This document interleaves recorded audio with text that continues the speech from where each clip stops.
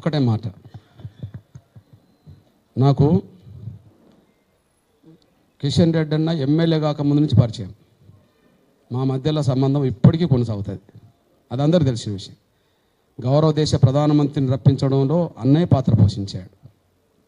మా మధ్య ఆయన ఎమ్మెల్యే కాకముందు నుంచి ఉండబడే సంబంధం ఇట్లా కేంద్ర మంత్రిగా అయినా అట్లనే మా సంబంధాలు రోజువారీగా కొనసాగుతుంటాయి. ఆ స్థితి. సేమ్ టైం మీరు నల్గొండ కాబట్టి ఉత్తమ్ కుమార్ రెడ్డి అని అడగండి నేను ఎలా ఉంటాను, లేదా కోమటిరెడ్డి వెంకటరెడ్డి అని అడగండి నేను ఎలా ఉంటాను.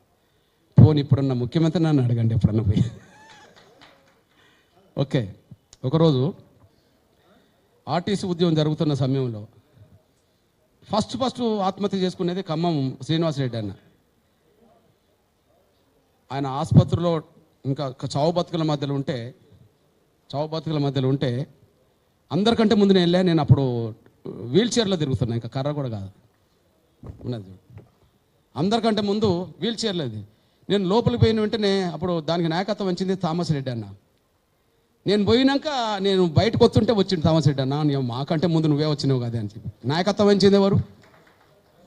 అశ్వత్థామ రెడ్డి. నాయకత్వం వహించింది అశ్వత్థామ రెడ్డి అని కదా. శ్రీనివాసరెడ్డి అన్న ఆత్మహత్య చేస్తున్నాడు అని వచ్చేటప్పటికి చాలా బాధాకరంగా నేను ఆసుపత్రికి వెళ్ళి బయటకు వస్తుంటే ఒక సీన్, నన్ను బయటికి తీసుకొచ్చి అటువైపు ఇటువైపు వీల్ చైర్ నడిపింది రేవంత్ రెడ్డి గారును డాక్టర్ లక్ష్మణ్.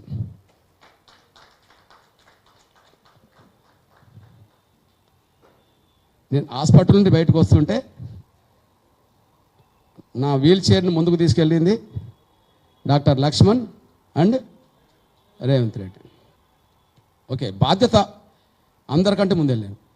ఆయన అంత్యక్రియలకు ఎవరు పోలే.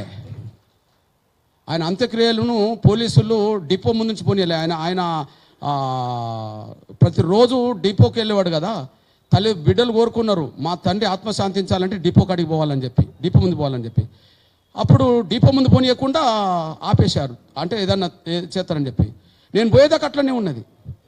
నేను పోయి వాళ్ళకి నచ్చ చెప్పి ఆయన ఆత్మశాంతి కోసం నేను శాంతియుతంగా తీసుకెళ్తా అని చెప్పి ముందుకు నడిపి నేనే అంత్యక్రియలు చేసి వచ్చాను అక్కడ ఖమ్మంలో. ఇది ఓకే. ఇప్పుడు రేవంత్ రెడ్డి గారి గురించి మాట్లాడుకో. ఒక చిన్న విషయం, ఇప్పుడు నాకు అందరితో ఉన్నాయి. రాహుల్ గాంధీ గారితో తిరిగాను, ఇప్పుడు ప్రధానమంత్రి ఓకే ఉన్నాయి. కానీ నేను ఎప్పుడు నా వ్యక్తిగత ప్రయోజనాల కోసం ఎవరిని ఉపయోగించుకోలేదు. ఉద్యమానికి సంబంధించిన విషయం నిలబెట్టుకున్నా. చిన్న విషయం, ఇప్పుడు రేవంత్ రెడ్డి గారు ఇవాళ ముఖ్యమంత్రి. దాదాపు ఒక 25 ఏళ్ళుగా రేవంత్ రెడ్డి గారికి ఎంఆర్పి సంబంధాలు ఉన్నాయి. ఆయన ZPTC, MLC, MLA, MP. Okay, ఈ 4 చోట్ల ఆయన కండగా నిలబడ్డది ఎవరు అంటే మాదిగలే. ఈ 4 చోట్ల ఇప్పుడు ఇవన్నీ అయినాకనే ముఖ్యమంత్రి అయింది కదా. ఈ 4 చోట్ల ఆయన కండగా నిలబడ్డది ఎంఆర్పిఎస్ అవునంటే, ఇప్పుడు నేను గుండె దెబ్బల ఉద్యమం చెప్పాను కదా, సాక్ష్యం వల్ల రాజశేఖర్ గారి నోటి నుంచి వినిపించాను కదా. ఓకే, రేవంత్ రెడ్డి గారు ఎక్కడి నుంచి ఎక్కడికి ఎదగడానికి ఆయన నోటి నుండి ఎవరి సహాయంతో వచ్చిండో ఒక్కసారి ఆయన నోటి నుంచే నేనండి రికార్డ్ ఆయనదే పెడతా.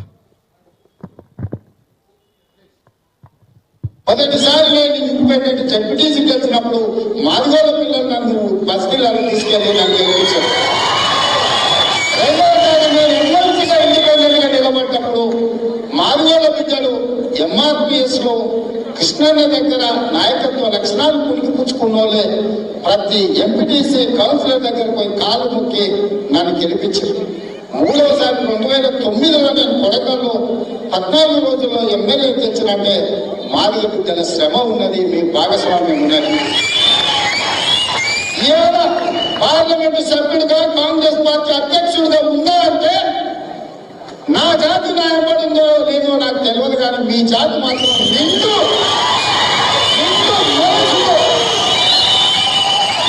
మనసుతో నాకు అండగా నిలబడ్డారు.